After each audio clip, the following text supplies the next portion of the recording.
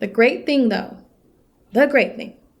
about being a comfort seeker is that we know exactly what we want.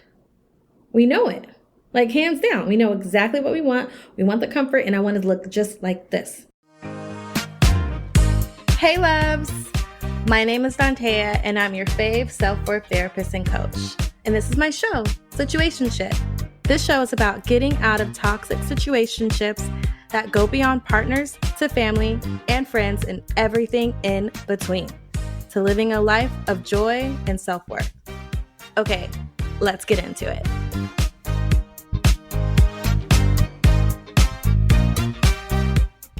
Hey loves!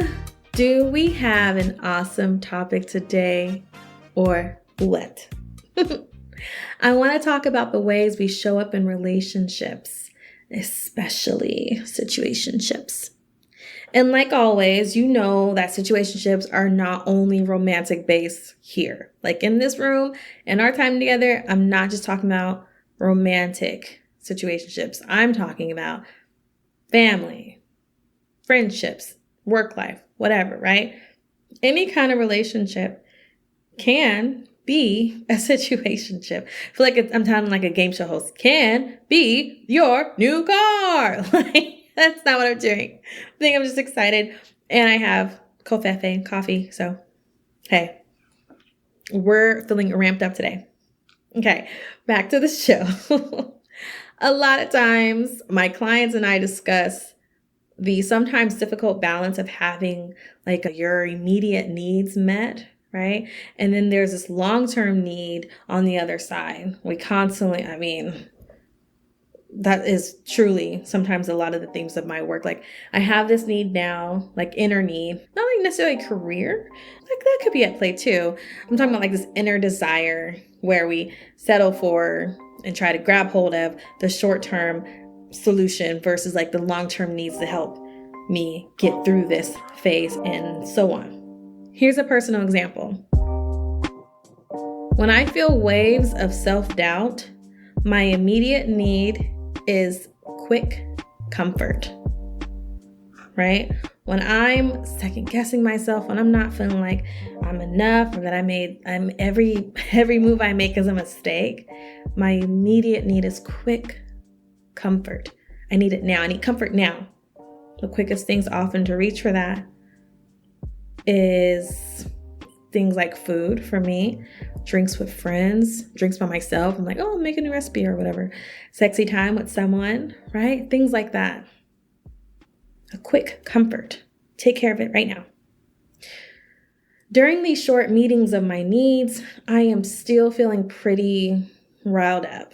You know, still like the self-doubt or the anxiety, whatever, is still percolating upwards. I'm just trying to like stuff it down with something else, right? I'm questioning every decision I do. I'm wondering, what am I really needing at the same time? Like this hurts, this is uncomfortable. And also, what am I truly needing? Just out of my own curiosity. And so when I pause and take the time to really think about my needs, it is no longer about stuffing my face every day with fried chicken or drinking tequila or zoning out and watching TV or having endless sex or shopping, right? Like just buy things, push it in the house somewhere. That was fun. That looks so pretty. And then 24 hours, that like, oh, that was fun. Looks so pretty. It's like gone. Just like it never happened, right? It's because it becomes something much deeper. So it becomes needing true connection. It becomes needing unconditional love. It becomes needing accountability on my end and whoever else is a part of, if someone else was a part of oftentimes, yes, how I got to feeling the way I felt. Even if it wasn't something in reality now, maybe it's a memory from before, right? Maybe it's a desire for the future. And feeling very uncomfortable in that moment, feeling very like free falling, if that makes sense. When it is someone else at play, maybe it happened in real time, right? Argument, misunderstanding, I don't even know, it could anything, right? And we want to have accountability on the other person's end. Just a reminder, we can't control others. So it's not always possible to get that accountability from the other person. We can only take care of ourselves. So this behavior is what I like to call the comfort seeker, right? No judgment though. Always, always no judgment. By you hearing my story, I obviously understand and have been there. Like, I still tap into that comfort seeking because it's not a bad thing. It's not a bad thing to want quick comfort. Absolutely. Take care of yourself. It's called coping, right? It's called preserving yourself. It's called being preventative, right? Like, take care of yourself. I'm talking about, like always, something much deeper, not just the comfort, because the quick comfort is temporary is what I'm really trying to say, right? And earlier when I said like maybe sex or food or drinking, whatever, we also can do the quick comfort in romantic relationships. So let me tell you what a comfort seeker looks like in those romantic relationships.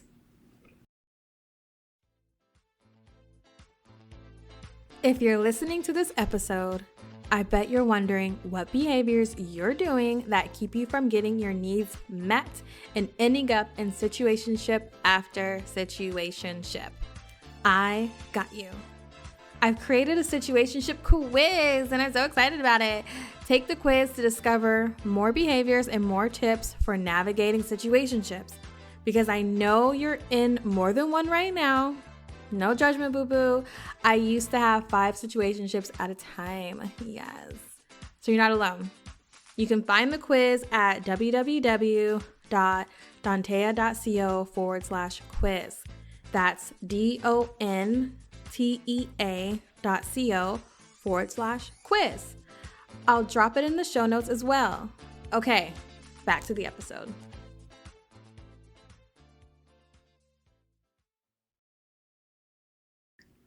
Think of it this way. You spend so much time tending to others' emotions, needs, and wants that it just highlights how much no one is there to tend to your needs. The moments with this person are so nice when you are with your pretend bae because it allows you to play the lead character in a fantasy of having your own forever with them. This fantasy only lives in the present moment with no promise that it will be there when you wake up tomorrow. Right? Like, have you ever spent the night with someone and he left in the middle of the night, sent you a text, or he asked you to leave in the middle of the night, or as soon as you wake up, he has to go, right? They have to go the next day. So it's this fantasy moment until they leave, and it's kind of like, oh, no, I'm going to see you again, right? The fantasy is,